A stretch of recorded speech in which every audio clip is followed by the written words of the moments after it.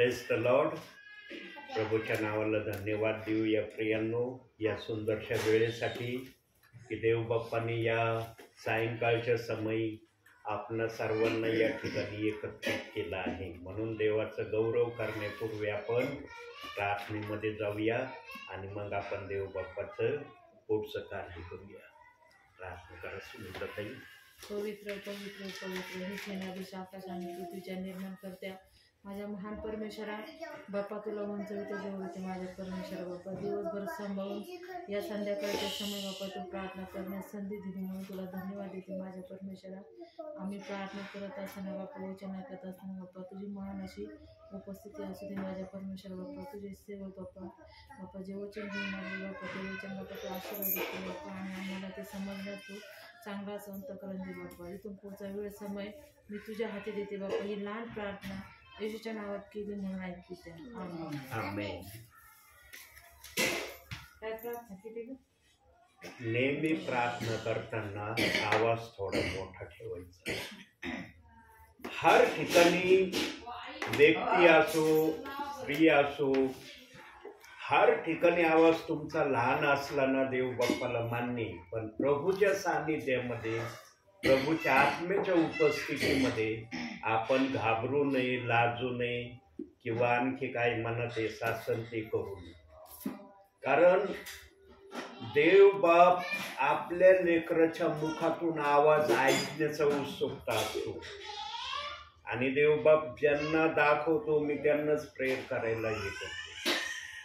मी माझ्या माहितीप्रमाणे 2 का 3 वेळेस तुमच्याकडून प्रार्थना झाली आत्तापर्यंत, पण जेवढ्या वेळेस प्रार्थना झाली तेवढ्या वेळेस आवाज एकदम बारीक राहिलाय. आता याच्यामध्ये कितपत तो रेकॉर्डिंग झालाय मला माहिती नाही, पण इथून पुढं ध्यानात ठेवायचं. कारण हे का मी बोलतो, आता काल परवा कल्याण रोडवर ते पुलाच्या वरती एक ठिकाण आहे माझं प्रार्थनेचं, कसबे परिवार. त्या परिवारामध्ये पण बहीण इतकी सुंदर प्रार्थना करतात, फार सुंदर प्रार्थना करतात. असे शब्द त्यांच्या मुखातून निघतात तर कधी कधी त्या शब्दांनी शरीरावर शारे उभे राहतात. म्हणजे इतके ते शब्द टचिंग करून जातात शरीराला.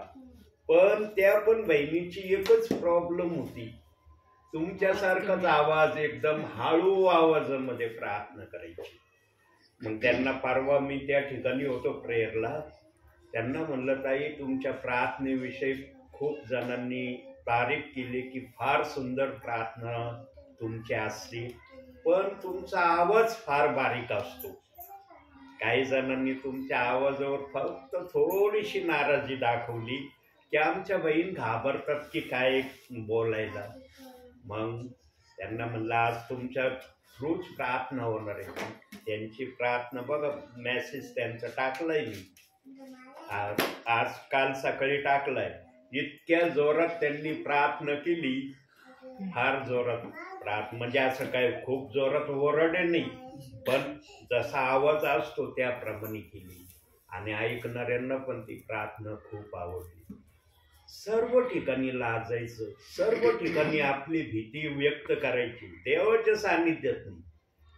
देवाच्या सानिध्यात कशाला भीती दाखवायची आपण.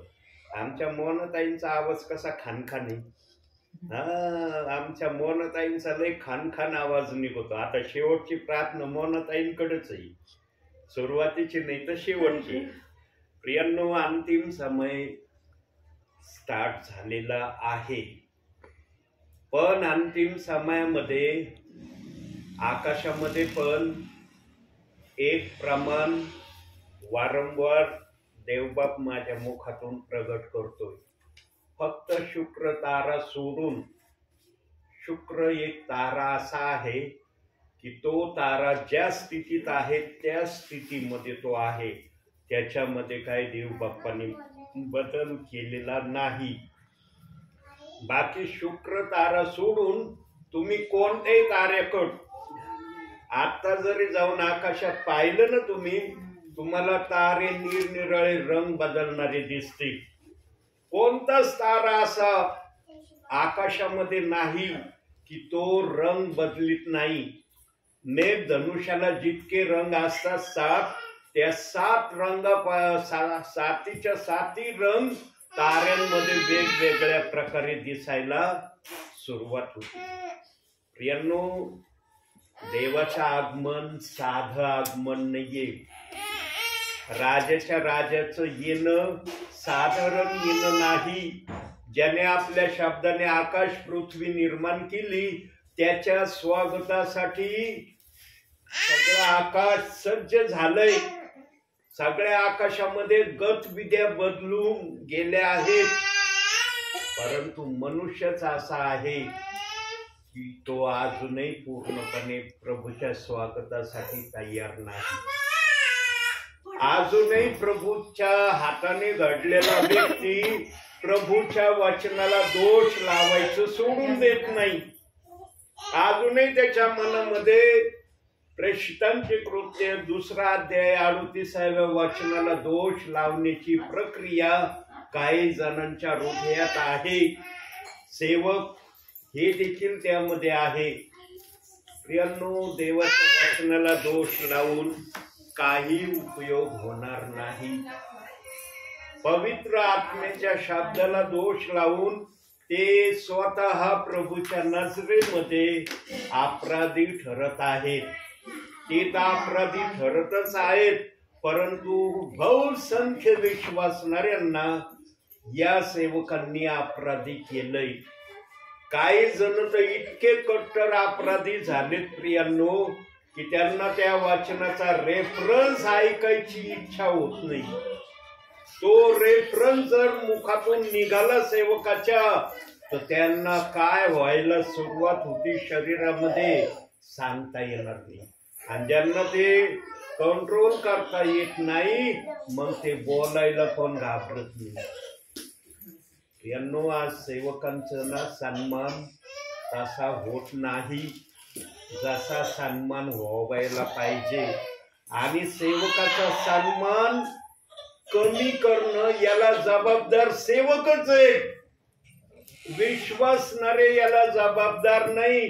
कारण सेवकाने सेवकाच्या विरोधामध्ये गलत गोष्टी सांगायला आरंभ केल्या आणि त्या गलत गोष्टी आरंभ केल्यामुळं काही विश्वासणाऱ्यांच्या मनावर त्या शब्दाचे परिणाम दुष्परिणामामध्ये झाले. प्रियांनो, जे प्रियजन सेवकांचे शब्द ऐकून दुष्परिणामामध्ये जायला घाबरत नाहीत, त्या प्रियजनांविषयी देव बाप्पाला कसं वाटत असेल? काय देव बाप विचार करीत असेल की मी माझ्या सेवकाला आत्म्याच्या प्रेरणेने पाठवलंय. माझ्या मनात जे आहे ते माझा सेवक सांगणार आहे, परंतु माझ्या सेवकाला पाठवण्याच्या अगोदर कित्येक दिवस, महिने काही सेवकांनी प्रेषित 2:38 वचनाचं गलत बीज विश्वासणाऱ्यांच्या मनामध्ये टाकलंय. आणि प्रेषित 2:38 वचनाचे काही सेवक स्पेशली झालेत. स्पेशल या वचनाच्या विरोधात टिप्पणी करणारे झालेत. आणि प्रियांनो, त्यांच्या बुद्धीला जे शब्द येतील ते शब्द बोलायला ते घाबरत नाही. पवित्र आत्मा कधीच प्रेषित 2:38 वचनाच्या विरोधात शब्द देणार नाही सेवकाला. कारण ज्या देवाने आत्म्याने वचन ठेवलं तो देव त्यांच्या मुखात गलत शब्द टाकीन का की या वचनाविषयी तुम्ही गलत सांगा विश्वासणाऱ्यांना? बुद्धीच्या प्रेरणेने हर सेवकाने प्रेषित 2:38 वचनाला दोष लावलेला आहे. आणि पहिला व्यक्ती जो आहे, मी मागील संदेशात सांगितलंय, 100व्या किंवा 110 संदेशाच्या टायमाला हे उद्गार पवित्र आत्म्याने काढले होते माझ्या मुखातून की ज्या व्यक्तीने ह्या वचनाची अपप्रचार आणला त्याचं नाव स्वर्गामध्ये गोल्डन अक्षरात प्रभूने लिहून ठेवलेलं आहे. त्या व्यक्तीचा प्रथम न्याय होणार आहे. एका व्यक्तीने या वचनाला दोष लावण्याची प्रक्रिया अस्तित्वात आणली. सर्व जणांनी या वचनाला दोष लावण्याची प्रक्रिया अस्तित्वात आणलेली नाही. तो जो दोष लावणारा आहे तो गोल्डन व्यक्ती आहे प्रभूच्या नजरेत. गोल्डन मध्ये स्वर्गामध्ये नाव असेल त्या व्यक्तीचं. तो व्यक्ती माझ्या माहितीप्रमाणे आजच्या समयाला त्या जगामध्ये नसणार आहे. कारण इसवी सन 25 स्टार्ट झालं ना तेव्हापासून प्रेषित 2:38 वचनाला दोष लावण्याचं सुरू झालंय. इसवी सन 25, आज 2025 चाललंय. म्हणजे 100 वर्ष झाले या वचनाला. 100 नाही, इसवी सन 25 ते 2025 चाललंय. म्हणजे हजारो वर्ष झाले या वचनाला दोष लावण्याची प्रक्रिया चालली. परंतु हे दोष लावणं आतापर्यंत पूर्णपणे थांबलेलं नाही. कसं वाटत असं देव बाप्पाला? ज्या देव बाप्पाने आमच्या सुटकेसाठी आपल्या प्राणाची किंमत 0 ठरवली आणि आम्हाला स्वर्गाच्या राज्यापासून जे सैतानाने अलिप्त करण्याचा प्रयत्न केला होता, ज्या देव बाप्पाने आम्हाला स्वर्गात येण्याचा अधिकार दिला, त्याच देव बाप्पाच्या वचनाला काही सेवक, काही विश्वासणारे जर दोष लावतात आजपर्यंत, कसं देवाला वाटत असेल? यांनो, दोष देणारे ना फक्त व्यक्तीकडे पाहतात आणि दोष लावतात. त्यांनी जर वचनाकडे पाहिलं ना, देवाचा आत्मा कधीच त्यांना त्या वचनाला दोष लावायची प्रेरणा देणार नाही. आणि जे काही प्रेषित 2:38 वचनाचे शब्द आज अस्तित्वात आहेत किंवा विश्वासणाऱ्यांनी ऐकलेत, एकही वाक्य पवित्र आत्मेने त्या वचनाच्या विरोधात कोणाला दिलेलं नाही. ना विश्वासणाऱ्याला दिलं, ना सेवकाला दिलं. त्यांनी आपल्या बुद्धीच्या आकलनाने त्या वचनाला दोष लावलाय. त्यांचा दोष लावण्याचं कारण एकच, 2 वचनं असल्यामुळं, एक बाप्तिस्मा घेण्याची आज्ञा असल्यामुळं त्यांना पण प्रश्न पडला की दोन्ही पैकी कोणतं बाप्तिस्मा घ्यायचा. पण मागील संदेशामध्ये मी सांगितलं, 2 जरी वचनं आहेत पण एक बाप्तिस्मा कसा घ्यायचा ते पवित्र आत्मेने 2-3 संदेशामध्ये प्रगट केलंय. पवित्र आत्मा कोणती गोष्ट गुप्त ठेवत नाही प्रियांनो. हा तुम्हाला ते ऐकायचं अथवा नाही ऐकायचं हे तुमच्यावर आहे. ही प्रक्रिया तुमची आहे. पण देव बाप तुम्हाला अंधारात ठेवत नाही.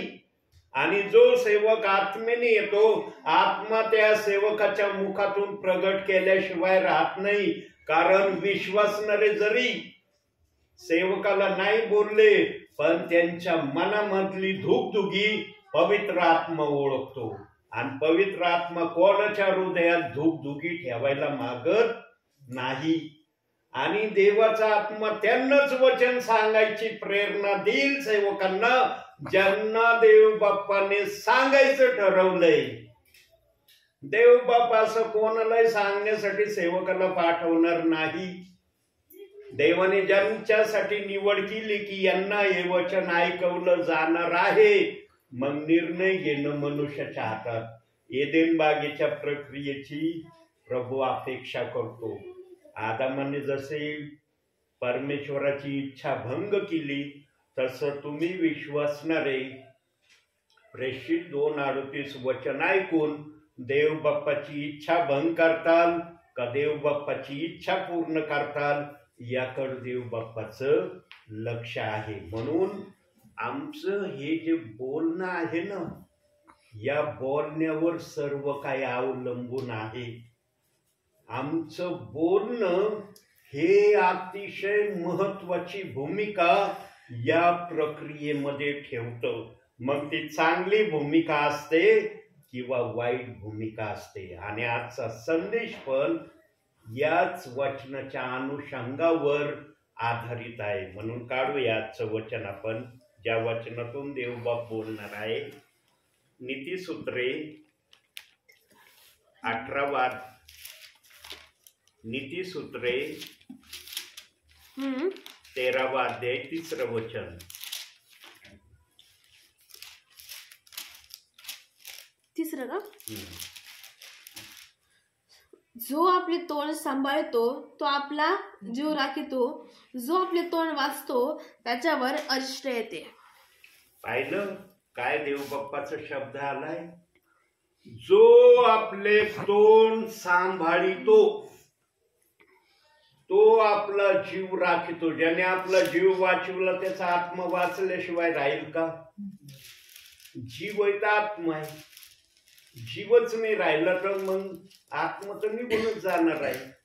म्हणून प्रियांनो, बोलताना शारीरिक आमचं बोलणं असो या आत्मिक आमचं बोलणं असो, ते प्रभूला समजून उमजून बोलणारं आम्ही असलं पाहिजे. फक्त संदेशाचा भाग वगळता बाकी इतर गोष्टीमध्ये मनुष्याने योग्य ती खबरदारी घेणं अतिशय महत्वाचं आहे. आणि जो खबरदारी घेऊन प्रभूच्या इच्छेप्रमाणे करतो त्याला देवबाप आशीर्वाद दिल्याशिवाय राहत नाही असं वचन सांगतं. एक वचन आपण बघूया या अनुषंगाने. फार सुंदर शब्द दिलेला आहे एका वचनामध्ये. जो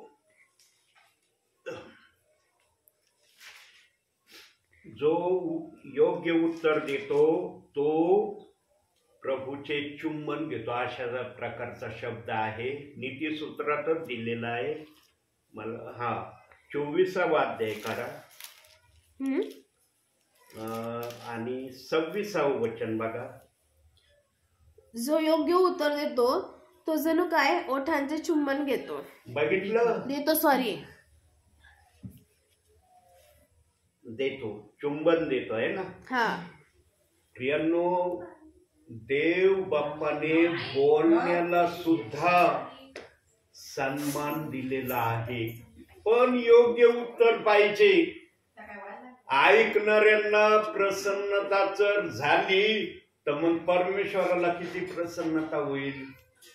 पण जर ऐकणाऱ्यांनाच प्रसन्नता झाली नाही ते वाक्याची, तर ज्या देवाने आम्हाला घडवलंय त्याला कसं वाटत असन. आणि प्रियांनो, आज प्रेषितांची कृत्य 2 अध्याय 38व्या वचनाविषयी काही सेवक, काही विश्वासणारे जे काय आज बोलत आहे, जे काय त्यांनी त्यांच्या हृदयात या वचनाविषयी साठवून ठेवलंय, हे कधी त्यांच्या हृदयातून जाईल, कधी जाण्याचा ते ठरवतील. प्रियांनो, दोषी राहून प्रभूच्या दरबारात जाण्यापेक्षा निर्दोष होऊन प्रभूच्या दरबारात जाणं हे कधी त्याला पण चांगलं आहे. पण ऐकणाऱ्यांनी समजून घेणं गरजेचं आहे.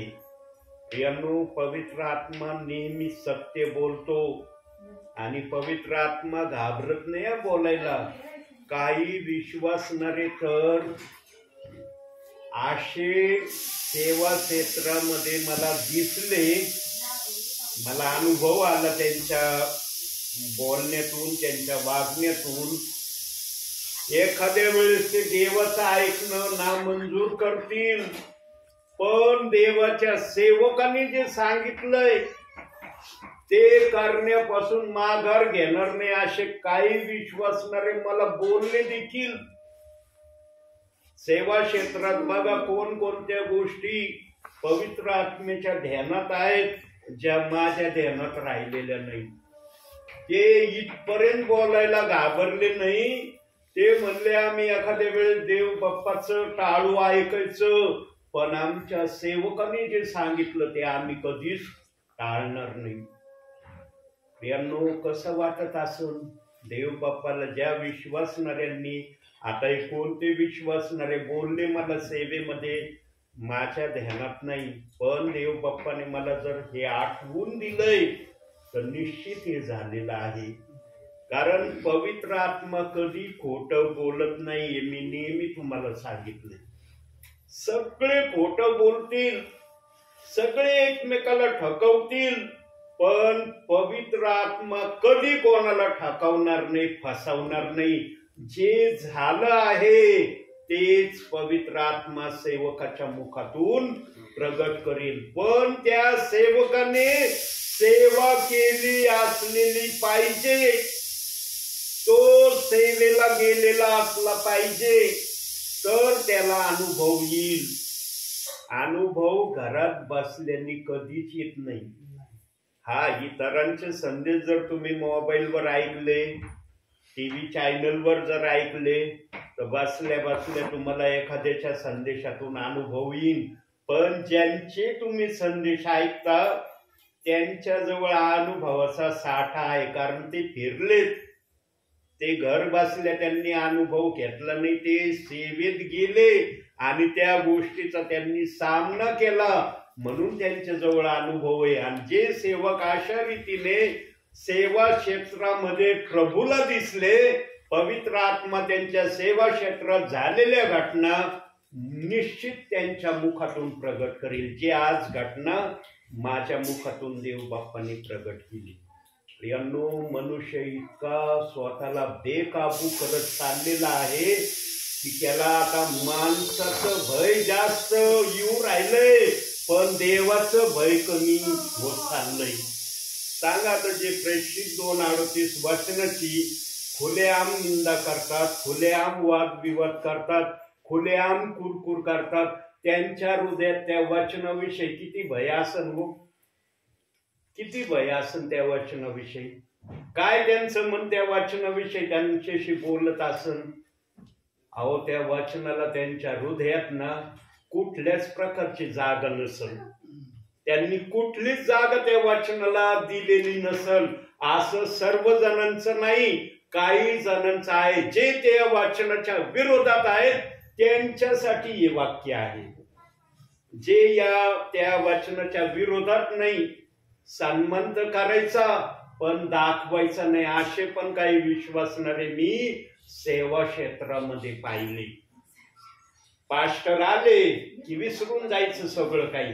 पास्टर जर नाही आले मग फार दाखवायचं की आम्ही फार त्या वचनाचा आदर करतो. माझ्या सेवा क्षेत्रात असं झालं प्रियांनो. काही गावांमध्ये, दूरदूरच्या गावांमध्ये झालं असं की ज्या ठिकाणी मी प्रार्थनेला गेलो त्या ठिकाणी सेवक पण आले. कधी संदेश सांगत असताना आले, कधी गाणे म्हणत असताना आले, कधी सुरुवातीची प्रार्थना होत असताना आले, पण आले माझ्या सेवा क्षेत्रामध्ये. आणि जेव्हा पण मी तुम्हाला सांगितलं ना, मी निडरतेने प्रेषित 2:38 वचन सांगणारा सेवक आहे. देवाने मला फुल अधिकार दिलाय ते वचन सांगायचा. शिष्य घाबरलेने सांगायला तर मी कशाला घाबरू. एवढे यहुदी लोक खतरनाक होते, याजक खतरनाक होते, परुषी शास्त्री खतरनाक होते, वडीलजन खतरनाक होते. त्यांच्या समोर 12 शिष्य जर हे वचन सांगायला घाबरले नाही तर मी कशाबद्दल घाबरू. मला काय घाबरायचं कारण नाही. प्रियांनो, बघा, शिष्यगणांना हे पंथीय लोक काय बोलायचे. काढूया एक वचन. प्रेषितांची कृत्य 4 अध्याय 18 वचन. 4 अध्याय 18 वचन.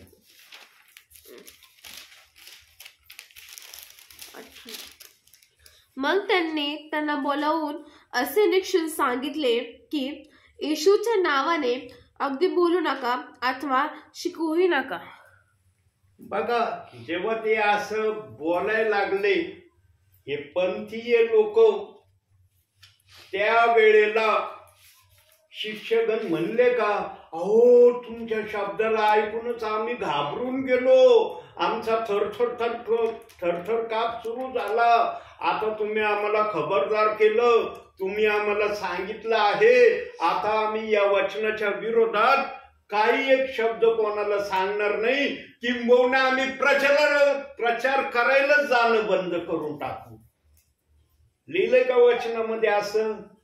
आलंय का वाक्य कुठं असं? बघा त्यांनी काय उत्तर दिलं. त्याच अध्यायाचं 19वे वचन बघा. परंतु पेत्र व योहान यांनी त्यांना उत्तर दिले की देवाच्या ऐवजी तुमचे ऐकावे, हे देवाच्या दृष्टीने योग्य की अयोग्य आहे हे तुम्हीच ठरवा.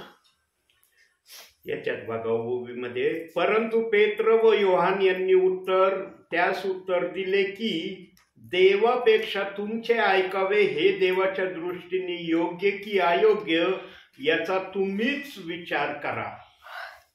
आणि एवढ्या एक वाक्याचा उत्तर एवढे निरनिराळ्या पंथीय भाषेचे ज्ञानी लोक होते, एकालाही उत्तर देता आलं नाही. सगळ्यांनी माना खाली घातल्या आणि मग कदाचित शिष्य निघून गेले असते. प्रियांनो, पवित्र आत्म्याचं बोलणं साधारण बोलणं नसतं. आज सेवक पण आत्म्याच्या प्रेरणेने येतो ना, त्याचं पण बोलणं साधारण नाहीये. पण ऐकणाऱ्यांनी जर सिरियस नाही घेतलं तर त्यांना काहीच वाटणार नाही. जाऊ दे, नेहमी येतात त्यांच्याजवळ हेच वचन आहे, आपल्याला ऐकायला काय हरकत आहे, देवाचंच सांगत आहेत ना ते, काही दुसरं थोडी सांगू राहिले. ऐकायला काय आपल्याला पैसे लागतात का?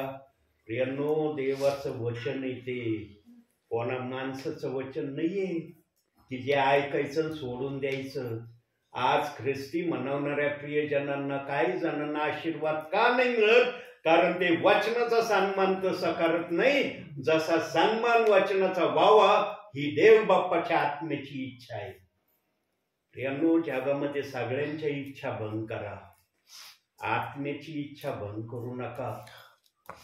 कधीच आत्म्याची इच्छा भंग करू नका. कोणत्या आत्म्याला टाळटाळायला पण लावू नका. कारण एखाद्याच्या आत्म्याला टाळटाळायला लावणं साधी गोष्ट नाही. माणसांना कधी कधी काही वाटत नाही कोणाच्या आत्म्याचं तळतळणं, पण देव बाप्पाच्या दृष्टीमध्ये ते तळतळणं फार वाईट आहे. नेहमी देवाच्या आखणीमध्ये जो राहतो तो कधी कोणाच्या आत्म्याला तळतळायला लावणार नाही. आज प्रेषित 2:38 वचनाची जी निंदा चालली ना प्रियांनो, कधी कधी मी जर या वचनाला घेऊन प्रभूच्या सानिध्यात बसलो ना, मी सेवक आहे, मला कुठलं कामाला जायचंय, माझ्याजवळ सेवा करणं हाच माझा सर्वात मोठा प्रभूचा मार्ग प्रभूने मला दिलाय. कधी कधी मी पण आत्म्याच्या प्रेरणेने जर बसलो ना प्रभूच्या सानिध्यात आणि या वचनाविषयी जर प्रभू समोर मी ठेवलं ना, प्रभू तुझ्या हाताने घडलेले तुझे लोक या वचनाच्या विरोधातच का गेले, त्यांना या वचनाच्या विरोधात जाण्याची प्रक्रिया तू का होऊ दिली, त्यांना का रोखलं नाही तू या वचनाच्या विरोधात जाण्यापासून. जेव्हा हे मी प्रभू समोर ठेवतो ना, तेव्हा प्रभू मला एक वचन दाखवतो. ते काढूया आपण. 1 पेत्र 4 अध्याय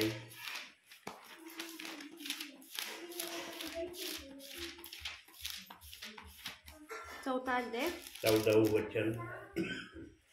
ख्रिस्ताच्या नावामुळे तुमची निंदा होत असल्यास तुम्ही धन्य आहात, कारण गौरवाचा आत्मा म्हणजे देवाचा आत्मा तुम्हावर येऊन राहिला आहे.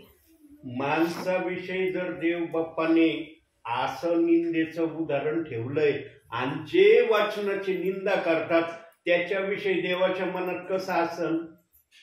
केलं का बाकीत पवित्र आत्म्याने आमचं निंदा झाली तर आमचा सन्मान होणार याच्याविषयी आत्म्याने तिथं साक्ष दिली. पण जेव्हा वचनाची निंदा एखादा विश्वासणारा सेवक करतो त्याचं पवित्र आत्म्याने वचनात भाकीत करून ठेवलंय का? का नाही ठेवलं? प्रभूने भाकीत करून माहिती का? जर ते विधान ते वचन जर ठेवलं असतं ना, कदाचित कुणीच या वचनाला दोष लावला नसता. आणि देव बाप्पांनी 2 वचन जेव्हा देव बाप्पाच्या मनामध्ये आले ना, त्यानंतरचं जे चित्र आलं ना पवित्र आत्म्यासमोर, ते चित्र चांगलं आलेलं नसेल. आज जर खुलेआम 2 बाप्तिस्मेच्या वाचनामुळं जगामध्ये काय चाललंय ते आम्हाला जरी सगळं डिटेल माहिती नसलं, पण थोडं बहुत माहित आहे की 2 वचनामुळं आज काय चाललंय जगामध्ये. देव बाप्पाने त्याचं उत्तर बायबलमध्ये ठेवलं नाही, म्हणून एक वचन बायबलमध्ये ठेवलं प्रभूंनी. काय वचन ठेवलं की जर प्रभूने सगळ्या गोष्टी या बायबलमध्ये सांगितल्या असत्या तर जगामध्ये मावणार नाही एवढं पवित्र शास्त्र अस्तित्वात आलं असतं, असं योहान आपल्या पत्रात म्हणतो. बघूया तो पण शब्द. योहान शुभ वर्तमान 21वा अध्याय 25वं वचन.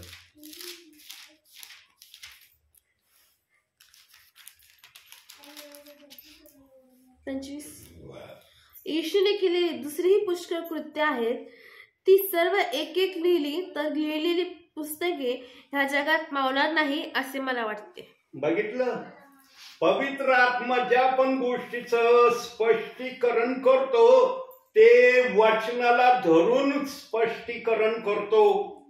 ते स्पष्टीकरण मनाचं करत नाही. अहो, देवाचं वचन ऐकून मनाचं स्पष्टीकरण करणारा जर देवाचा सेवक एवढा ज्ञानी असता तर मग पवित्र आत्म्याने सेवकाला बोलायची गरजच राहिली नसती ना. तो म्हणला असता वचन वाचल्यावर मी माझ्या बुद्धीने सांगायला समर्थ आहे, मला काय आत्म्याची गरज नाही, म्हणला असता का नसता. म्हणून वचन हे आत्म्याने आल्याशिवाय सेवकाला बोलता येत नाही. आज वचन सांगण्याच्या प्रक्रियेवर पण टिप्पणी केली जाते की यांचं बोलणं कसं आहे, त्यांचं बोलणं कसं आहे, यांच्या बोलण्यातून काय मिळतं, त्यांच्या बोलण्यातून काय मिळतं. म्हणून देवाने सांगितलं संदेशाचा धिक्कार करू नका. पण आज काही ठिकाणी ना देवाच्या वचनाचा तसा आदर सन्मान नाही. जसा आदर सन्मान होण्याची प्रक्रिया देवबाप आपल्या विश्वासणाऱ्यांकडून सेवकांकडून अपेक्षा करतो. प्रत्येक ठिकाणी काही ना काही गोष्टीमध्ये देवाच्या इच्छेची अपेक्षा भंग केलेली प्रभूला दिसत आहे, तरी प्रभू ते सहनच करतोय. प्रभू आमचा सहन करणारा प्रभू आहे. त्याने जर तुरंत आमच्या कृत्याप्रमाणे उत्तर द्यायचं जर ठरवणार असताना तर देवाची राज्यामध्ये एवढे देवाच्या लोकांची उत्पत्ती झाली नसती, एवढे प्रियजन देवाच्या राज्यात आले पण नसते. आमचा देव सहन करणारा आहे, सहनशील आहे. म्हणून त्याने सेवकांना पण विश्वासणाऱ्यांना पण सांगितले तुम्ही सहनशील बना. लिहिलंय ना वचनात तुम्ही सहनशील असा. का म्हणलं प्रभू असं? कारण आमचा प्रभू स्वतः तसा आहे, म्हणून त्याने आम्हाला तसं होण्याचा अधिकार दिलाय. प्रियांनो, जो आपल्या तोंडाला सांभाळतो ना त्यांच्या जीवनात काही गोष्टी होतात, आणि जो आपल्या तोंडाला सांभाळीत नाही त्यांच्या जीवनात काय होतात याचे काही वचन आपण आता बघूया. पहिलं वचन बघू त्यातलं, रोमकरास पत्र 1 अध्याय 22वं वचन. 1 अध्याय 22वं वचन. स्वतःला शाणे म्हणता ते मूर्ख बनले. काही जणांची अशी अवस्था झाली बरं का प्रभूच्या नावात राहून. आता माझ्या भाषांतरातून, या बायबलच्या भाषांतरातून मी शब्द घेतला, त्याच्यात असं दिलंय, आपण ज्ञानी आहो असे म्हणवित असता ते मूर्ख झाले. प्रियांनो, मूर्ख कोण होतं माहिती का? आता इथं मूर्ख शब्द दिलाय प्रभूंनी. हे काय मी लिहिलेला शब्द नाही, हा देवाने लिहिलेला शब्द आहे. मूर्ख कोण होतं माहिती का देवाच्या नजरेमध्ये?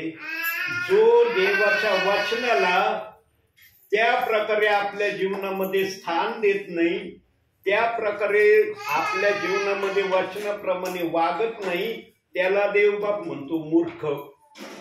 जो वचनाप्रमाणे करण्याच्या प्रक्रियेमध्ये असतो ना, देवाच्या आत्म्याने त्याला कधीच मूर्ख हे नाव दिलेलं नाही. आणि विशेष करून प्रियांनो, देव बाप्पाने एकमेकाचा संदेशाचा धिक्कार का करू नये हे याच अनुषंगाने म्हटलेलं आहे. हीच प्रक्रिया त्यामध्ये जास्तीत जास्त प्रभूला प्रगट करायची आहे. बघा, आज खुल्याम कोणी कोणाच्या संदेशाचा धिक्कार करतो. कुणी तर डायरेक्ट तोंडावर बोलायला घाबरत नाही सेवकाच्या. कारण मी माझ्या सेवा क्षेत्रामध्ये ट्रिनिटी फेथ मध्ये बऱ्याच गोष्टी याविषयी ऐकल्या, बरेच ऐकल्या. ट्रिनिटीची सेवा करत असताना काही विश्वासणारे ज्यांना वचन पटत नाही ना, तेच असं बोलतात. ज्यांना वचन पटतं ना, ते कधीच बोलणार नाही. जे वचनाच्या विरोधात, संदेशाच्या विरोधात असतात त्यांच्याच मुखातून हे वाक्य निघतात. जे वचनाच्या विरोधात नसतात, संदेशाच्या विरोधात नसतात, ते कधीच बोलत नाही. देव बाप जो पण शब्द बायबल मध्ये ठेवतो ना, त्याच्या माग कारण असतं, आणि ते कारण पवित्र आत्म्याशिवाय कोणाला सांगता येणार नाही. आता मी पवित्र आत्मेतून बोलतो म्हणून माझ्या मुखात येऊ राहिले शब्द, पण प्रार्थना झाल्यावर हे वचन जर वाचलं ना, मी काय याच्यात बोललोय आता हे मला कदाचित एकही वाक्य सांगता येणार नाही.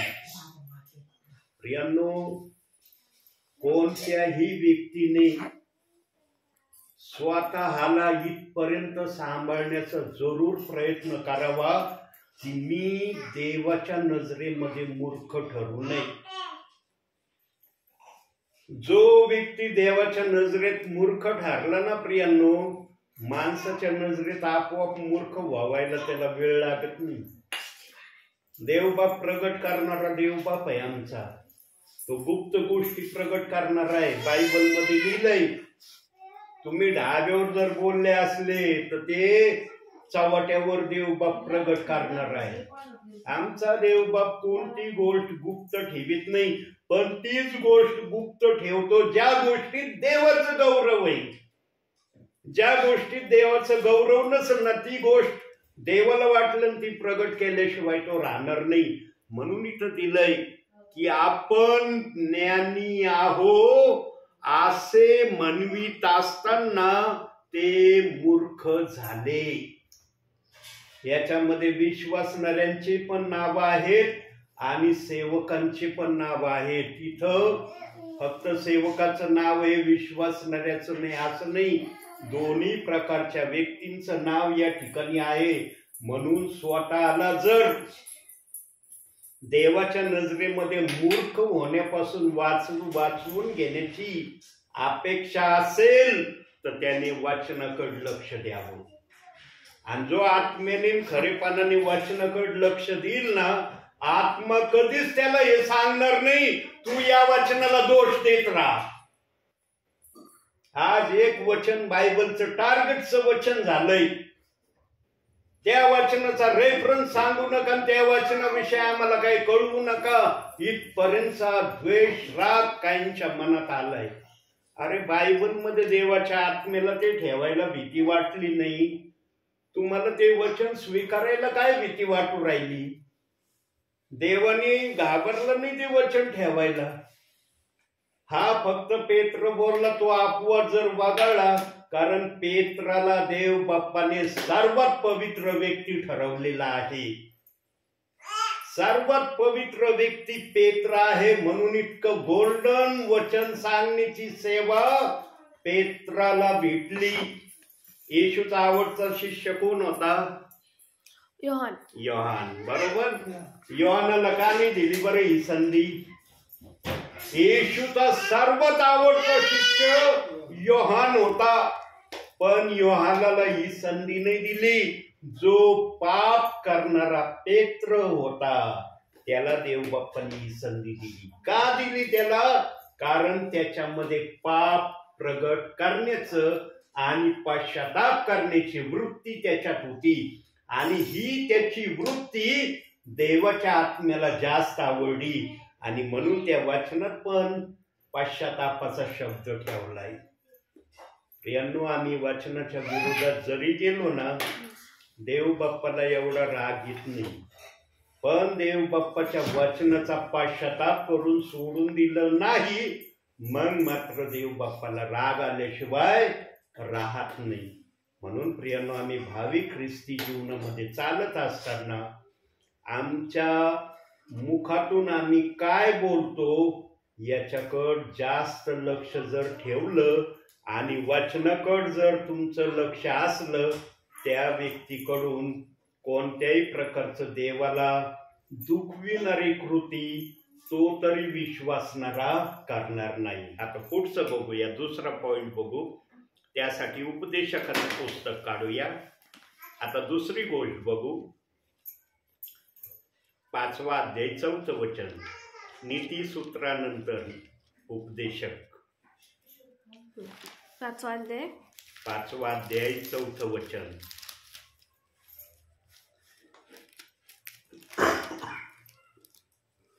तू देवाला नवस केला असल्यास तो फेडण्यास विलंब करू नको, कारण देव मूर्खावर प्रसन्न होत नसतो. जो नवस तू केला असेल त्याची फेड कर. बघा, भावी जीवनामध्ये जगत असताना चढ उतार येतो बर का जीवनामध्ये. जो आत्म्याने जगण्याची अपेक्षा करतो ना, त्याच्या जीवनात चढ आणि उतार आल्याशिवाय राहत नाही.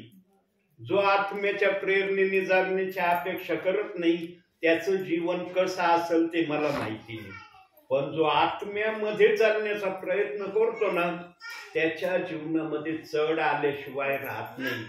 आणि जर एखादा चढ आला आणि त्या चढाच्या माध्यमातून सुटण्याचा कोणता मार्ग, चढ म्हणजे दुःख संकट, जर तुम्ही म्हणता रस्त्याने जाणारा चढ, दुःख किंवा संकट असं जीवनामध्ये जर आलं की त्याला कुठंच काय आधार दिसत नसला की अरे याच्याकडून काय होणं शक्य नाही, त्यांच्याकडून काय होणं शक्य नाही, आता काय करावं, आता माझ्यावर तर संकट आणि दुःख आलेलं आहे, आता मी काय करू. त्या वेळेला जो वचनामध्ये असतो ना, जो वचन वाचतो नेहमी रेग्युलरपणे, त्यांना हे वचन त्यांच्या वाचण्यातून गेलेलं असतं. म्हणून तुम्हाला मागील दिवसामध्ये, मागील काही संदेशामध्ये मी सांगितलेलं होतं प्रभूच्या आत्म्याच्या प्रेरणेने की आपल्या भावी जीवनामध्ये एकदा तरी बायबल पूर्ण वाचा. पूर्ण बायबल आपल्या भावी जीवनात एकदा तरी वाचा. देवाच्या दरबारात गेल्यावर तुमच्या आत्म्याला आदराने देव बाप्पाला सांगण्याची संधी द्या तुम्ही, प्रभू माझ्या जीवन यात्रेत मी एकदा तरी बायबल पूर्ण वाचलं. काही जण तर रेग्युलर वाचणारे होते, कुणी 52 वेळेस वाचलं, कुणी किती वेळेस वाचलं, पण मी माझ्या भावी जीवनात एकदा तरी बायबल पूर्ण वाचलंय. प्रियांनो, देवाच्या कार्यामध्ये कधीच मागं राहू नका. आणि ख्रिस्ती म्हणवणाऱ्या विश्वासणाऱ्यांची ही सर्वात मोठी प्रॉब्लेम आहे. ते सर्वांमध्ये पुढे जायचा प्रयत्न करतात, पण देवाच्या गोष्टीमध्ये ना जेवढं मागं राहण्याचा प्रयत्न होईल तेवढं मागं राहण्यासाठी ते माघार घेत नाही.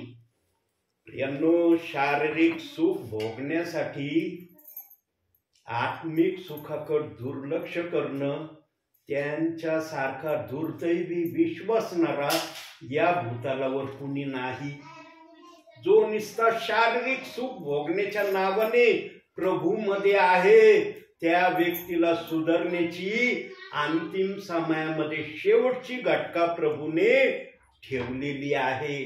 आम्ही जर नवस केला प्रियांनो, दुःखामध्ये संकटामध्ये, की प्रभू तू हे जर करशील तर मी चर्चा आमच्या पाळक साहेबांना बोलून आमच्या घरामध्ये का होईना जो नवस केला त्या नवसाला उपकार स्तुतीच्या प्रार्थनेने आम्ही फेडण्याचा प्रयत्न करू. ज्याची जशी परिस्थिती असन प्रियांनो त्या प्रकारे देवबाप आपली उपकार स्तुती करून घेण्यामध्ये खुश होतो.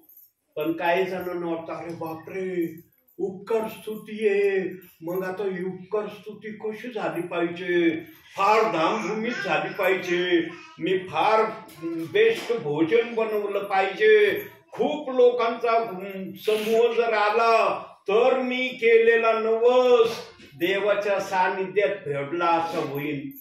काही जण केलेला नवस फेडत नाहीत. आज का नाही फेडत माहितीये का प्रियांनो?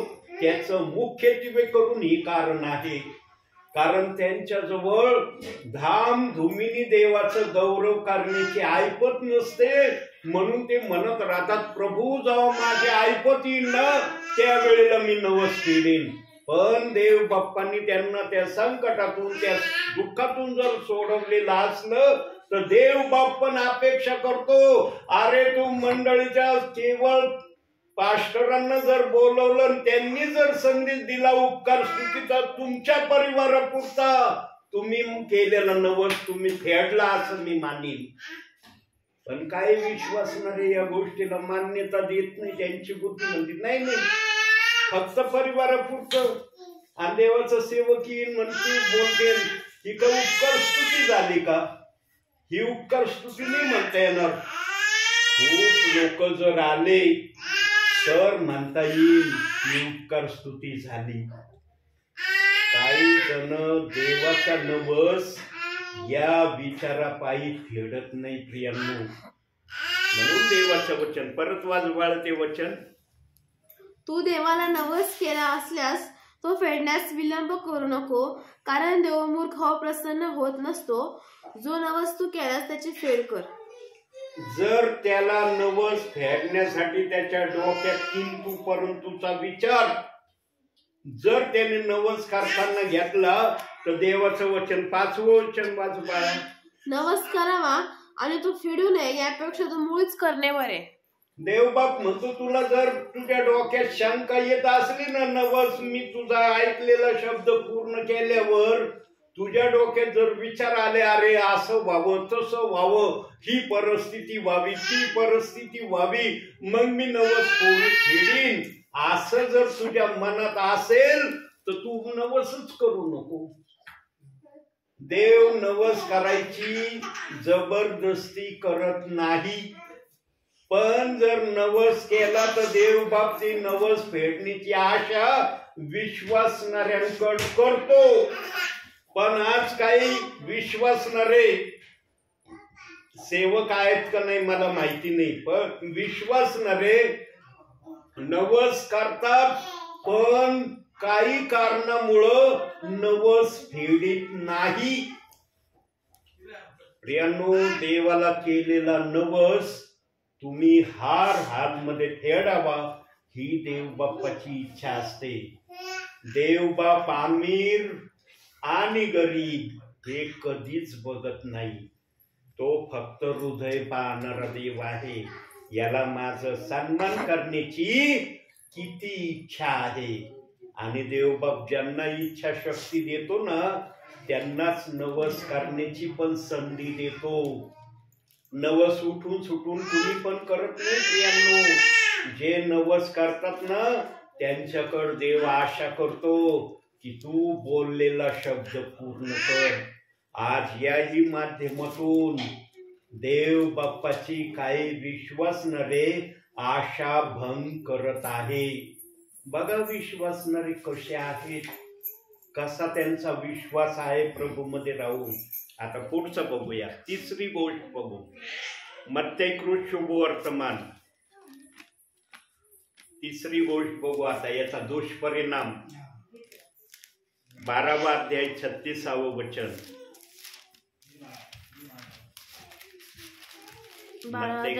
वर्तमान 12 मी तुम्हाला सांगतो की माणसे जो व्यर्थ शब्द बोलतील त्याचा हिशोब त्यांना न्यायाच्या दिवशी द्यावा लागेल. प्रियांनो, आम्ही जे काही केलेलं असेल ना प्रभूमध्ये, त्याचा बारीक सारीक सगळा हिशोब मग देवबाप घेणार आहे. फक्त या नवसाचा हिशोब घेणार नाही. ज्ञानी म्हणवित असताना मूर्ख झाले याचा हिशोब घेतला जाणार नाही, किंवा तुम्ही अपशब्द काही वाचनाविषयी बोलले याचाच हिशोब घेतला जाणार नाही. सगळ्या गोष्टीचा हिशोब या वचनाप्रमाणे हर विश्वासणाऱ्यांचा घेतला जाणार आहे. प्रियांनो, न्यायापासून जर देवबाप्पाने तुम्हाला वाचवलं तर तुम्हाला चांगलं वाटेल का वाईट वाटेल? चांगलं वाटेल ना. देवाने ते पण ठेवलंय बाई बायबलमध्ये. काही जणांचा न्याय होणार नाही हे देखील बायबलमध्ये ठेवलंय. पण ज्याचा न्याय होणार नाही ना, ते प्रियजन देवाच्या इच्छेप्रमाणे फार थोडे असू शकतात. फार थोडे. किती असतील माहिती नाही मला, पण त्यांची संख्या फार नसणार आहे. आणि ज्यांचा न्याय होणार नाही ना, वचनात दिल्याप्रमाणे, ते प्रियजन कोण असणार आहेत माहिती का? ज्यांनी बायबलच्या कोणत्याही वचनाला दोष लावलेला नाही. इथून त्यांची गिनती किंवा मोजणी सुरू आहे. मग त्यांनी काय काय केलं? नुसतं वचनाला दोष लावला नाही एवढं म्हणून थांबून चालणार नाही. त्या प्रकारे पुढच्या प्रक्रिया पण करणं गरजेचं आहे. नुसतं हा मी वचनाला दोष लावला नाही म्हणजे संपला असं नाही. भावी जीवनात काय केलं? दोष लावला नाही, ठीक आहे, चांगली बाब केली, पण पुढं काय केलं? पुढं वचनाप्रमाणे आचरण ठेवलं का नाही? कमानाचं आचरण सुरू केलं. म्हणून सगळ्या गोष्टीचा केंद्रबिंदू हे वचन आहे. मत्तई 12वा अध्याय 36वे वचन. आणि जे कोणी या वचनाच्या प्रमाणातून सुटतील ते अतिशय धन्य प्रियजन प्रभूच्या नजरेत असणारे, ज्यांचा न्याय होणार नाही. आता बघू न्याय होणारे कोणते प्रियजन आहेत बायबलमध्ये. काढूया आपण. योहान सुवर्तमान 5वा अध्याय 24वे वचन. मी तुम्हाला खचित खचित सांगतो, जो माझे वचन ऐकतो आणि ज्याने मला पाठविले त्याच्यावर विश्वास ठेवतो त्याला सार्वकालिक जीवन प्राप्त झाले आहे आणि त्याच्यावर न्यायाचा प्रसंग येणार नाही. तो मरणातून जीवनात पार गेला आहे. सर्व समर्थ देवाचा हा शब्द आहे, कोणा माणसाचा शब्द नाही. त्याच्यावर न्यायाचा प्रसंग येणार नाही म्हणजे त्याचा न्याय होणार नाही. त्याच्यावर न्यायाचा प्रसंग नाही म्हणजे तो न्यायातून सुटला. का सुटला? कारण त्याने देवाच्या वचनाची कधी निंदा केली नाही. कधी वचनाला त्याने अपप्रचारात उपयोगात आणलं नाही. वचनाचा आदर सन्मान केला. नेहमी स्वतःची हानी जरी झाली तरी देव बाप्पाचा सन्मानच त्याने आपल्या जीवनात ठेवला. त्या प्रियजनांचा न्याय नाही होणार. प्रियांनो, 12 प्रेषितातले 9 प्रेषितांनी प्रभूसाठी आपला प्राण अर्पण केला. प्रियांनो, फक्त 3 शिष्य आहेत की त्यांना मरण आलं. बाकी 9 जणांनी प्रभू करता आपला प्राण दिला. आणि त्यांनी प्रगटीकरण 2:10 वचन हे जे तिथं लिहिलंय, मरावे लागले तरी विश्वासू राहा, ही प्रक्रिया 9 शिष्यांनी बोलून नाही कृतीने करून दाखवली. आमच्यासाठी शिष्य अतिशय आदराचा कित्ता आहे. बघा आता काढूया एक वचन. इफिसकारास पत्र 2रा अध्याय 20वे वचन. प्रेषित व संदेष्टे या पायावर तुम्ही रचलेले आहात. स्वतः ख्रिस्त येशू मुख्य कोनशिला आहे. मुख्य कोनशिला आहे. आम्हाला प्रेषित आणि संदेष्टे यांच्या पायावर उभं राहायचं आहे. 12 शिष्यांना प्रेषित हे नाव देण्यात आलेलं आहे. त्याच्याकडे 9 प्रेषित हे प्रभूसाठी त्यांनी हसत मरण स्वीकारलं. आमच्यावर एखादं छोटं मोठं संकट आलं ना, मग बघा आमची काय अवस्था होती. कधी कधी आम्हाला विसर पडतो आम्ही ख्रिस्ती आहोत का नाही. एखादं संकट येऊ द्या, मग त्यावेळेला खरी तुलना होती, खरी परीक्षा होती की तू खरा ख्रिस्ती आहेस का नुसता डुप्लिकेट ख्रिस्ती आहे. प्रेषितांचं असं वागणं नव्हतं. त्यांच्यावर मरायची पाळी आली तरी त्यांनी माघार नाही घेतली, पळाले नाही. ते स्टेपनवर असे खुलेआम दगड फेकीत होते. स्टेफनचा संदेश ऐकल्यावर अख्खी यहुदीय प्रांतामध्ये गडबडी झाली. म्हणे अरे हा माणूस फार आपल्यासाठी धोकादायक आहे, याच्या जगण्यात काही अर्थ नाही, म्हणून त्याच्यावर दगड मार केला. समोर उभा राहिला स्टेफन, असा उभा राहिला, कुठून कोणता दगड येत होता आणि लागत होता त्याला. जोपर्यंत दगडांनी त्याचा प्राण घेतला नाही तोपर्यंत तो स्टेफन तिथंच उभा राहिला. डोक्याला लागला असन, गालाला लागला असन, दगड काय विचारून लागतो का कुठं? का तो म्हणतो नुसता हाताला आणि पायालाच लागतो मी. फेकणारे एक नव्हते, कितीतरी जनसमुदाय होता. जोपर्यंत स्टेफन खाली पडला नाही तोपर्यंत स्टेफन उभा राहिला ते दगड खात. आणि जेव्हा देवाच्या आत्म्याने वरून पाहिलं ना, अरे माझा स्टेफन माझ्या वचनासाठी दगड खातोय, पळून चालला नाही. यांनो ही साधी घटना नाही, हे नुसतं आपण बोलतो, हे बोलणं चाललंय आपलं. जेव्हा ती एखादी क्रिया होती ना जीवनामध्ये, तेव्हा कळतं काय महत्व आहे. असा उभा राहिला तो, म्हणला नाही दगड मारू नका, नुसतं वचन सांगितलं. लोक म्हणले तुझं जगणं योग्य नाही, तू मेला पाहिजे. स्टेफनाने प्रत्युत्तर पण केलं नसल. आणि देवाने जेव्हा वरून पाहिलं ना, आकाशात आला देव स्वर्ग सोडून त्याच्यासाठी. स्वर्गाचं राजसन देव बाप्पाने स्टेफनासाठी सोडलं. आकाशात येऊन उजव्या हस्ते येशू उभा राहिलेला त्याला दिसला. तेव्हा स्टेफनाने पण या जनसमुदायासाठी विनंती केली. काय विनंती केली? यांचे पाप यांच्याकडे मोजू नको. कोण बोलन असं? कुणाला येईन असं बोलता? रक्त बंबाळ झाला असं स्टेफन दगडाचा मार खाऊन त्याचा प्राण निघण्या अगोदर स्टेफनाने हे उद्गार देव येशू ख्रिस्ताला बोलला, तेव्हा त्याचा प्राण गेला. जे येशू बोलला ना तेच उद्गार स्टेफनाने पण उद्गार दिले. प्रियांनो, देवाचे सेवक आमच्यासाठी बायबलमध्ये काही जण आदर्शाचा कित्ता आहेत.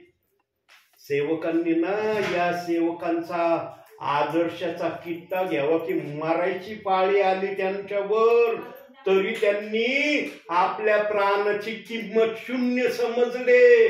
आज जे कोणी प्रेषित 2:38 वचनाचा विरोध करतात त्यांनी काय बोध आणि इशारा या स्टेफनाच्या जीवनातून घेणं गरजेचं आहे.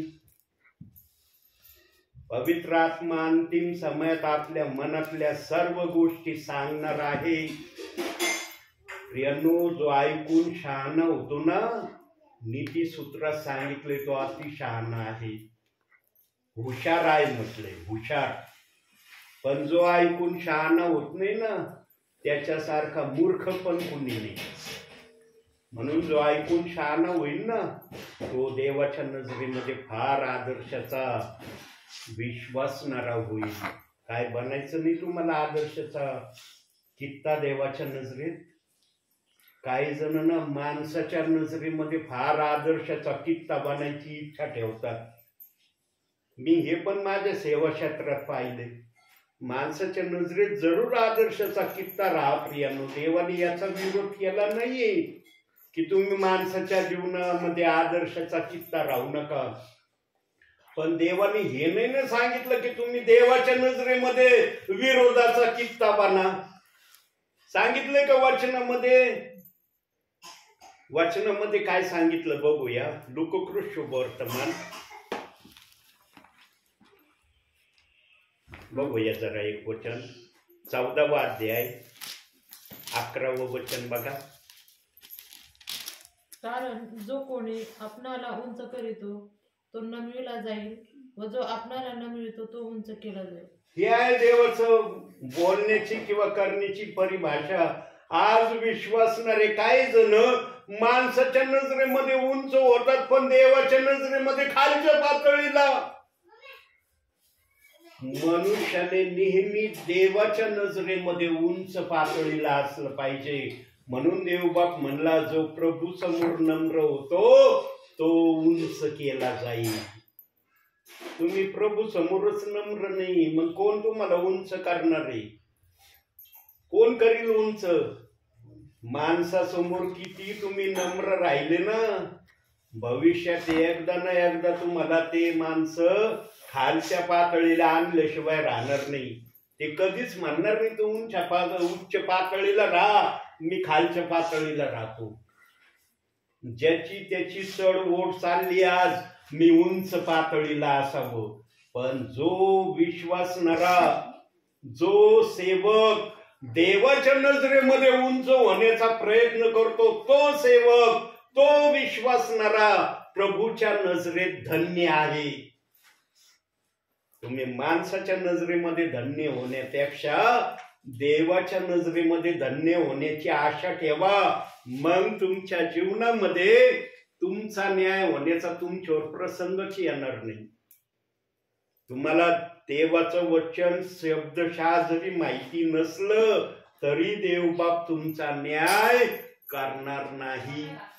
नेहमी देवाला उंच ठेवण्याची प्रक्रिया आपल्या जीवनामध्ये ठेवा. म्हणून मी नेहमी सांगतो ना, सर्वांच्या नजरेत दोषी व्हा, देवाच्या नजरेत दोषी होऊ नका. देवाच्या नजरेत दोषी झाले, संपले. आणि जो देवाच्या नजरेत दोषी दिसल त्याला कदापि स्वर्गाच्या राज्यामध्ये देव घेणार नाही. तो किती म्हणला ना मी स्वर्गात जाणार आहे, मी स्वर्गाचा आहे, मी देवाला भिवून वागणार आहे वगैरे, त्याने समजून घ्यायचं तुझं जाणं स्वर्गामध्ये होणार नाही. कारण तू देवाच्या नजरेत दोषी झाला. हा देवाच्या नजरेत दोषी होऊन जर पश्चाताप केला, तू क्षमा मागितली पेत्रासारखी, तर देवबाप दया केल्याशिवाय पण राहणार नाही. पण किती जण करतील असं? किती जण करतील? आज सांगा बरं, प्रेषित 2:38 वचनाची निंदा ज्यांनी ज्यांनी केली, किती जणांनी पश्चाताप केलाय त्या वचनाला घेऊन? प्रभू, माझ्याकडून फार मोठी चूक झाली किंवा पाप झालं, मी तुझ्या वचनाविरोधात बोललोय, दोष लावलोय, त्या वचनाला काही पण नावं दिले, मी माझ्या पापाचा पश्चाताप करतो. किती जणांनी हे उद्गार काढलेत आज? किती जणांनी काढले? ज्यांनी काढले ना हे उद्गार ते आज त्या वचनामध्ये आहेत. असं नाहीये प्रियांनो की कुणी काढलं नाही. मी पण पूर्वी पिता पुत्र पवित्र आत्मेची सेवा करणारा होतो, अज्ञानपणाची सेवा करणारा होतो. पण जेव्हा देवाने मला सत्य वचन कळू दिलं आत्म्याच्या प्रेरणेने, मी नेहमी सांगतोय ना की प्रेषित 2:38 वचनाची निंदा माझ्यासारखी या जगामध्ये कुणीच केली नसेल. इतकी भयंकर निंदा करणारा मी होतो या वचनाची. आणि आज काही परिवार आहेत, हयात आहेत, काही परिवार आजही हयात आहेत, ते मला म्हणतात, ब्रदर, प्रेषित 2:38 वचनाचं आम्हाला काय सांगितलं होतं? मरावं लागलं तरी हे वचन स्वीकारू नका. आणि याच वचनाची सुवार्थ सांगायला घरात आलात तुम्ही आमच्या, मग आम्ही तुमचा तो शब्द खरा मानायचा का आता जे तुम्ही सांगायला आलात ते खरं मानायचं? सांगा. मग काही जण म्हणले आम्हाला ना तुम्ही पूर्वी जो शब्द सांगितलं तो मान्य आहे, आता तुम्ही हे सांगायला आलात ना हे आम्हाला ऐकायची इच्छा नाही. सेवा क्षेत्रात झालं माझ्या बरोबर. अनेक परिवारांनी हे वचन ऐकण्यापासून स्वतःचं तोंड फिरवलं. ते म्हणले आम्हाला हे वचन ऐकायचं नाही. हा तुम्ही मत्ते 28-19 वचनाचं जर सांगत असाल आम्ही ऐकायला तयार आहे, पण प्रेषितांची कृत्य 2 अध्याय 38 वचनाचं सांगायचं असेल आमच्या जवळ ऐकायची इच्छा नाहीये वचन. आणि आजही ते परिवार त्याच वाक्यावर ठाम आहे. अजूनही त्यांच्यात काही बदल झालेला नाही. काही जणांमध्ये सांगा प्रियांनो, पश्चाताप करा त्या वचनात लिहिलंय. किती जणांनी पश्चाताप केलाय? किती जणांनी केलंय? म्हणून वचन आलं, मनुष्य जो व्यर्थ शब्द बोलतील त्याला न्यायाच्या दिवशी हिशोब द्यावा लागेल. विशेष करून वचनाची निंदा केली असली ना त्याचा पहिला हिशोब घेतला जाणार आहे. पृथ्वीवर असताना माझा दास येत होता, मी पाठवित होतो आत्म्याच्या प्रेरणेने, जा वचन सांग. वचन ऐकल्यावर तरी त्यांच्या हृदयात काहीतरी उजीड पडन, माझा आत्मा काहीतरी त्यांना चांगला निर्णय घेण्याची प्रेरणा देईल.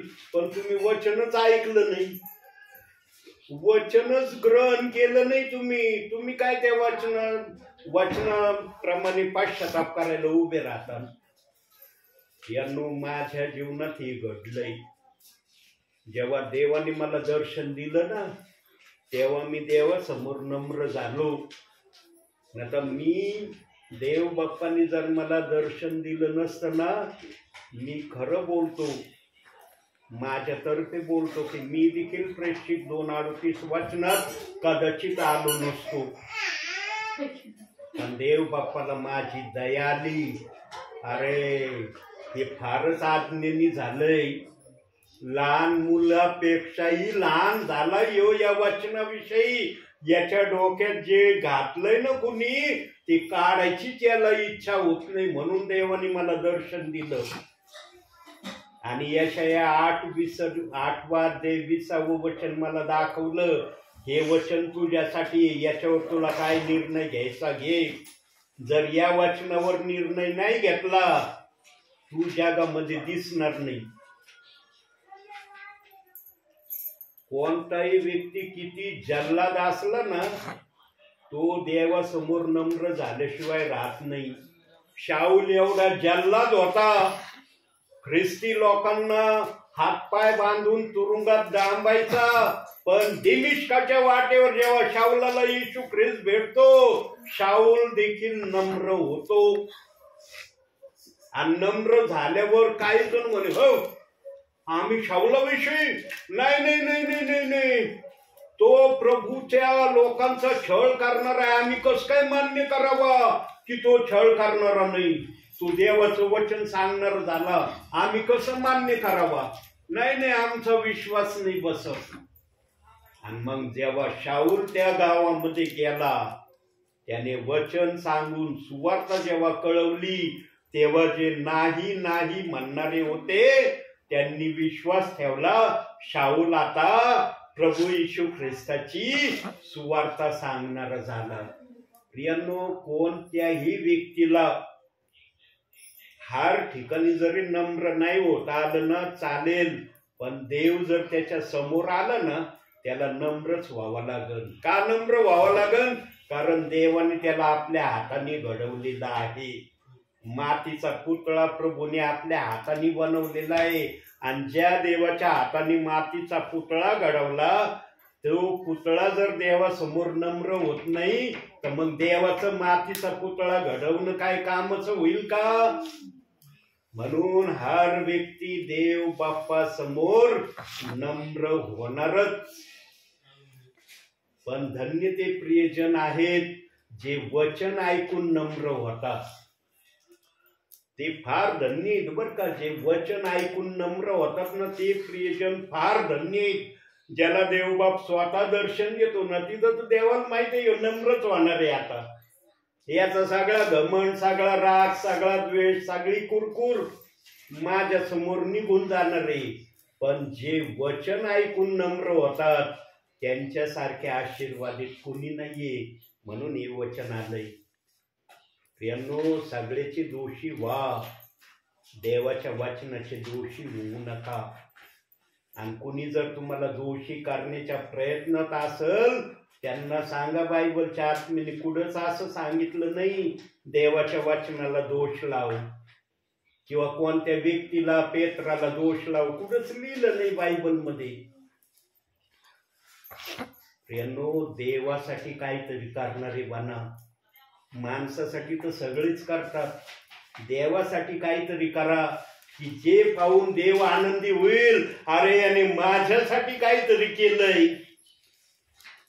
जेव्हापासून माझ्या हृदयात देव बाप्पाने प्रेषित 2:38 वचनाची आदर, सन्मान, प्रेम निर्माण केलंय ना, तेव्हापासून या वचनाचा मी आदर, सन्मान, प्रेम सर्वांना सांगतोय.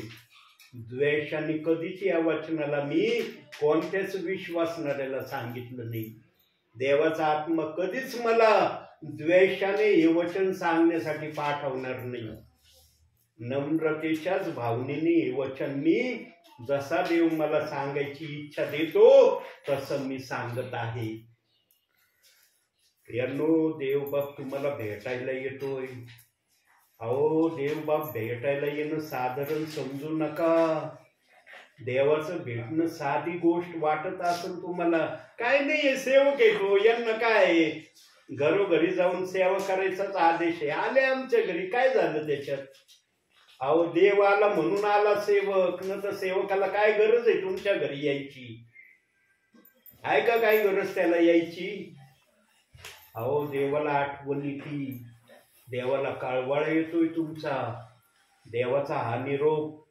आता एक वचन आणखी बघणार आहेत आपण, फायनल वचन बघणार आहेत, ते काढणार आहोत आपण. यिर्मयाचं पुस्तक, फायनल वचन. आता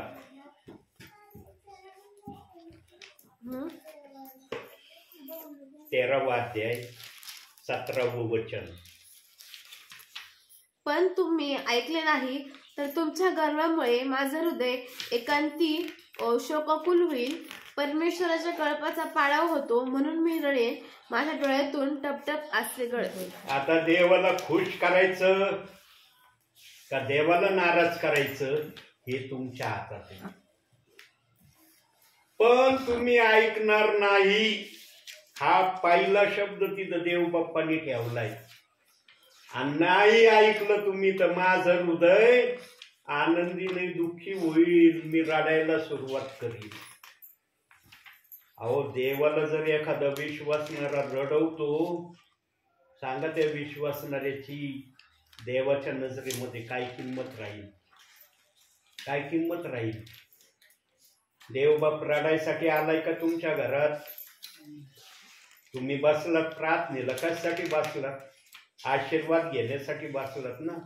देवाने जर आशीर्वाद नाही द्यायचं म्हटलं, बसतान का प्रार्थनेला? देवाने जर आदेश काढला स्वर्गातून, माझे सेवक जरी आले ना प्रार्थनेला, आता मी आशीर्वाद द्यायचं थांबवलंय, कोणता विश्वासणार प्रार्थनेला बसून? सांगा मला, कोणत्या विश्वासणाऱ्याला वाटेल मला बसायचंय प्रार्थनेला? देवबाप हा आदेश कधीच काढणार नाही बरं का आपल्या मुखातून, की मी आशीर्वाद द्यायचं थांबवलंय. देवबाप आजही आशीर्वादच देतोय. तुम्ही वचन स्वीकारित नाही तरी देवबाप आशीर्वादच देतोय. पण देवाला रडवीतच राहायचं का? मग देवाची आशा भंगच करत राहायची का? देव जी आशा तुमच्याकडे करतोय त्या आशेची निराशा देवबाप्पाची तुम्ही नेहमी करणारी बनणार का? इथंच विचार करा प्रियांनो. वरती गेल्यावर नाही, वरती गेल्यावर हा विचार केला ना, देवबाप काही किंमत देणार नाही या विचाराला. पण इथं जर विचार केला ना, फार आदर सन्मान तुमचा करीन देवबाप. म्हणून अरे, माझ्या पवित्र आत्म्याचा शब्द ऐकून यांच्या हृदयात कळवळा निर्माण झाला, आदर निर्माण झाला, कृती करण्याची इच्छा निर्माण झाली. मी यांना खूप आशीर्वाद देईन. यांना आशीर्वाद घ्या. देवबाप आशीर्वादच देण्याची अपेक्षा ठेवतो, पण देवबाप पण आपली काही इच्छा ठेवतोय. आणि काही इच्छा ठेवली देवाने बायबलच्या कोणत्या वचनाला दोष लावू नका. एवढीच एक इच्छा ठेवली प्रभूंनी. आदामासाठी ठेवली होती मधल्या झाडाचं फळ खाऊ नको. आमच्यासाठी ठेवलं या बायबलच्या कोणत्याही वचनाला दोष लावू नको. किती जण आज वचनाला दोष लावित नाही सांगा. दोषी होऊन प्रभूच्या दरबारात उभा राहायचंय का निर्दोषी होऊन प्रभूच्या दरबारात उभा राहायचंय हे तुमच्यावर आहे. तुम्ही ठरवा. कोणत्या माणसाला कोणत्या सेवकाला उभं नका करू आपल्या समोर. देवाला उभं करा. देवालाही भेटायला तुम्हाला मनुष्य आज येऊ द्या नाही. आहे का नाही माणसाची स्थिती. एक हार्ट अटॅक आला संपला माणूस. बहुसंख्य हार्ट अटॅक मधून व्यक्ती वाचतोय का आज. हार्ट अटॅक आला संपला. प्रियांनो, देवबाप प्रत्येकाला संधी देतो. संधी देतो देवबाप. सुधर, ऐक, कल्याण नाही याच्यात. पण मागच्या लोकांनी जे आणलंय ना, जे शब्द आणलेत ते शब्द आजचे लोक काही विसरायला तयार नाही ना. मागच्या पिढीने आणलंय. प्रेषित 2:38 वचन योग्य नाही. ते खोट्या संदेशाचं वचन नाही. ते ओनली जीससचं वचन आहे. ते वचन सांगणार ऐकणार नरकात जाणार आहे. आम्हाला नाही जायचं तिकडं. असं वचन ठेवीन का देवबाप आपल्या बायबलमध्ये. खोट्या संदेशाचं नरकात जाणार हे वचन ठेवीन आणि सेवकाला म्हणून जाईल सांगायला. विचार करा प्रियांनो, विचार करा. हे बघा, कोणत्याही क्षणाला देवबाप येणार आहे. तो काय तू मला सांगून येणार नाही. धन्य ते प्रियजन असतील. प्रभू जर आला ते वचन ऐकत असताना मनात जरी म्हणले ना, देव बाप्पा हे वचन मी स्वीकारतो, आणि प्रभूचं येणं झालं ना, त्यांचा हमखास स्वर्गात जाणं होईल. हमखास स्वर्गात जाणं होईल. त्यांनी पश्चाताप जरी नाही केला, निश्चित मान्यता दिली ना, प्रभू मला हे वचन मान्य आहे, मी स्वीकारतो हे वचन, त्यांचं स्वर्गात जाण्याचा रस्ता मोकळा झाला. म्हणून वचनात सांगितलंय, वचनाप्रमाणे आचरण करणारे असा, केवळ ऐकणारे असू नका. आशाने तुम्ही स्वतःची भुलवणूक किंवा फसवणूक करता. काय करायचं ते तुम्ही ठरवा. संदेश मी तयार करत नाही, विषय रहित संदेश मी सांगतो. प्रत्येक सेवक पहिला आपल्या संदेशाचा विषय सांगतात. मी आज या विषयावर बोलणार आहे, पण हा दास असा सेवा करतोय, विषय रहित संदेश सांगतोय. नंतर ऐकल्यावर त्या संदेशाला विषय देतो देव बाप्पाच्या प्रेरणेने. आता हा संदेश रेकॉर्ड झालाय, विषय रहित संदेश रेकॉर्ड झालाय. याच्यात आलंय का वाक्य माझं की मी आज या विषयावर बोलणार आहे? फक्त वचन घेतले, संदेश सुरू केलाय, विषय सांगितलेला नाही. पण जेव्हा हे मी पुन्हा ऐकन तेव्हा देवबाप मला या संदेशाला विषय देईन, आणि देवाचा आत्मा जो विषय देईन तोच विषय मी त्या संदेशाला ठेवीन. मी माझ्या मनाचा विषय त्या संदेशाला देणार नाही. म्हणून आज आल्याबरोबर मोनाताईंना म्हणलं, माझे युट्यूबला किती संदेश झाले सांग बाळा? तर 268 माझे संदेश युट्यूबला आतापर्यंत झाले. प्रियांनो, देवाच्या इच्छेने असलं ना, देवबाप सगळ्याला मान्यता देईल. पण देवाच्या इच्छेने नसलं ना, देवबाप मान्यता देणार नाही. सेवकाबरोबर नेहमी देवाचा आत्मा असला पाहिजे, तर त्याला सेवा करता येईल. तुम्हाला पण जर आशीर्वाद हवे असतील तर देवाचा ऐकण्यामध्ये तुमची धन्यता आहे. म्हणून आजच्या छोट्याशा संदेशातून देवबाप तुम्हाला आणि मला भरपूर आणि भरपूर आशीर्वाद देव. आमेन.